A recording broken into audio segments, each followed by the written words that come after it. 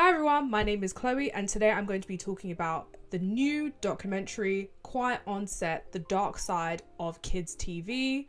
And it is a documentary which explores behind the scenes of Nickelodeon and the experiences of child stars, the experience of writers on set working with Dan Snider, among other things. I know I'm not the only one, but I'm a millennial, and if you're a millennial, you definitely grew up with Nickelodeon. We got to see Nickelodeon in its peak, in its prime, with all of these different shows like Amanda, The Amanda Show, Ren and Stimpy. The documentary starts off highlighting the significance of Nickelodeon in the lives of kids.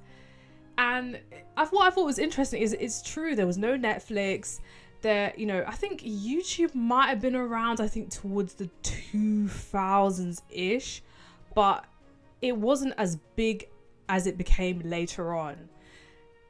I remember running home from school to watch High School Musical. Like that is the hold that children's TV had over us. So to just see like what was really going on and the things that we did not know about or did not see as children, it really is like difficult to take in. A key figure in this sort of rise of kids TV and Nickelodeon as a writer specifically was Dan Snider. Well, he was Nickelodeon's golden boy. And when we're talking about Dan Snider, the bullying and inappropriate behavior, I'm going to talk about it in varying details because some episodes focus on some things more than others. But just to touch on it briefly, because it's come to my mind as something that was really disgusting and disturbing, is how he would pressure people into massaging his shoulders, whether it was other people on set, female writers. And it's the type of environment that is created when someone like that is able to continue on, and there's nowhere to turn and there's no one to turn to. That's partly what's touched on in episode 1, alongside the constant use of sexual innuendos in his cartoons. Even post the documentary, the statement that he sent to the creators of the documentary, having known that this is going to be released and that he's going to receive criticism, was that my ideas went through several people before it got like signed off. And I'm like, that's not really the flex you think it is, because what it highlights is that there's a bunch of people that were not doing their job. Because there's no reason that clip with Ariana and the potato, which I'm not going to describe in detail in this video, and that was on Victorious, right? You also have Jamie Lynn with the Jello, and this is another thing that is introduced in episode 1, the Dan Snider and his feet fetish.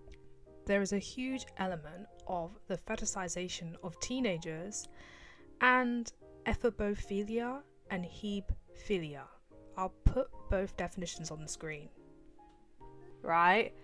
And there's this huge power dynamic, and he would always say, oh, like, you know, in some of the videos he would record on set of his cast, like, oh, well, I can make them do anything on my show. Like, he got a kick out of all of this stuff that it's very clear. Like, literally the whole documentary, not only was it very heavy and made me feel ill, but it was very much a childhood ruined moment. His first opportunity was All That. All That is not a show that I'm familiar with. I think that was a little bit earlier Nickelodeon to what I remember. But once again, to show his influence, is that Kel Mitchell and Kenan Thompson were some of the big names that were launched from the show. So that was like the beginning of his relationship with Nickelodeon, is the significance of that. There's very much this theme of just hearing the different testimonies of former child stars that he would almost like big them up. He had a very inappropriate relationship with them. Like, in terms of Katrina Johnson, who was, you know, a child star on all that, like he let her know from the very beginning, I chose you. Another thing that I found interesting with her story, right, is that when she went through puberty, she was aged out and just pushed off the show. I was like, oh, interesting. So it's like you make these people feel like you're their friend and then you just throw them out like they're nothing. Then you have the racism. And this is something that I really wanted to talk about, like the intersection in terms of, you know, childhood, being black, and then, you know, gender as a black boy, right? Navigating the world of America in the 90s, right? So there was someone, a child actor called Leon Frierson, and on all that, he was made to wear a big prosthetic nose. And the character, I can't, it was meant to be like this sort of superhero type. I'll add it on the screen because I can't remember the exact name. I'll probably edit it into this video. But he also talks about how Dan Snider made it clear who was on his good side, but that whole cast and set put him into a racist costume, and it's almost like confirming of the way the world is. It's like a very harsh reality check. But there was also once again that element of placing children in an adult context in terms of how the actor himself mentioned the sort of blobs on his costume looking to be like testicles. You can see where I'm going with it. One of the things I wanted to get into is Brian Christopher Hearn's experiences on set, and it's very clear, just a picture that is being painted is that, like, is the anti-blackness in the storytelling. And there was two scenes. There was one where he was meant to be a cookie dealer, which they're obviously saying he's a drug dealer, and they set up the scene like he was selling crack.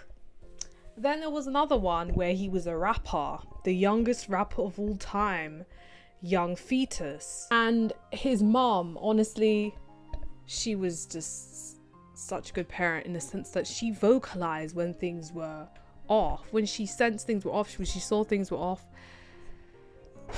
Like, the mum was very vocal, and it almost impacted their relationship in the end, because when he was removed from the show, he knew it was due to the fact that his mum would constantly intervene or constantly speak up when things were taking place that she was not comfortable with. There were 8 to 15-year-olds on set, and you know, the child actors experience a lot of pressure because of the responsibility to have economic success for their families. And there's definitely that dynamic of adults and children, whether it's the parents, but also the people that they're working with on set.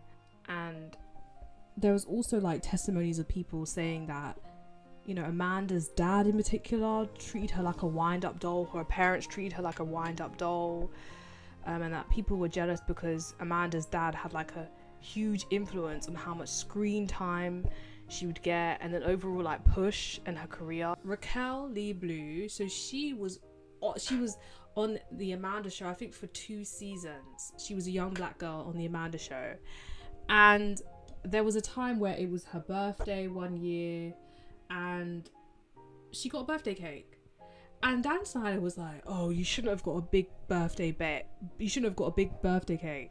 So once again, it's almost like she didn't deserve to have a big, but like the racism, the sexism, like it's just, oof. I don't know how, it's just too much, yeah? And as I said before, you get the sense that Dan Snider likes being that one that can be like, yeah, you're great, you're a star, you're not good enough. Like, he enjoys having that say, having that power. When it comes to the gender discrimination, there is a writer on his show, and her name was Jenny Kilgan, and she talks about how they hired 2 women for the price of 1, but there were men on the set that were getting paid fully, not two for the price of one, like he was doing with the women in the writer's room. And when they first were introduced, he said, "Do you mind if I refer to you as the girls?" And obviously the power dynamic, they're like, "Oh no." And he was like, "Thank God, I hate how women are uptight like that." Like, he made it very clear from the beginning, like every time he's with people, he's like, "Well, I'm the one in control. I'm the one that shapes what this relationship will be." Overall, so far I've just given you an image of what life was like on set for both staff and child actors. Conversation around Brian Peck is discussed in episode 2. Peck was known as Pickle Boy. He was, featured, had little small cameos in some Nickelodeon shows, but also he was a supervisor of kids. In terms of Nickelodeon shows, Brian Peck is most known for being on Good Burger. He was on set all the time. Fast forward, Brian is arrested on 11 charges of child sexual abuse, removed from set, and when this was announced, they made the parents leave the room. And there's the different processes and procedures that are being followed are non-existent, but also it's in the sense that it's all run by the people who have the power, who have an interest of it not becoming a big thing and just carrying on like it's nothing. But episode 3 and episode 4 focus mainly on Drake Bell, but also some of the other predators who were on the set of Nickelodeon as well. And I will put a brief summary on the screen of their different stories. But in episode 3, parents trusted him. The dad sensed that there was something off about Brian Peck in how close he was trying to be with Drake. Even like on set, he was actively grooming Drake. Drake was never given any access to therapy, because eventually Dan Snider actually somehow found out that it was Drake at that time, before he was going to start Drake and Josh, that was abused by Brian Peck. So there's just a whole bunch of, in my opinion, covering up going on, but also there's no care, there's no consideration, and all of these child actors are treated as if they are just products. They are just products to just be pushed around. You make content, buy, and that's it. There's no protection. Children who go on set shouldn't be exposed to people like Brian Peck. Mike Chirea is a disabled queer philosopher who works on intersectionality, feminist philosophy, critical disability theory, and justice studies. Thank you so much. So just to quote directly from them, they say that the oppression of children is a result of what we call Youthism capitalism that targets youth, and that intersects with ableist, racial, patriarchal capitalism.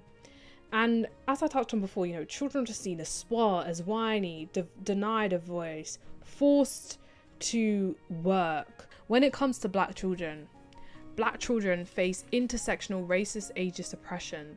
They face domestic violence and state-sanctioned violence. So true. So true. There's so many different layers, because I think with Hollywood, it's a particularly dehumanizing environment. You're seen as only good as your last work. And there's this desire to be seen that is human. But people with power exploit that. They know how much success you want. Wanting to be understood. I think it's particularly if you have a childhood where you didn't feel understood, that's something that will likely come up again. And I feel that myself as well. Part of having this channel, just through being reflective, I acknowledge that I often did not feel seen as a child. And I think, that desire for success, that desire to be accepted, like I feel like those two things connect.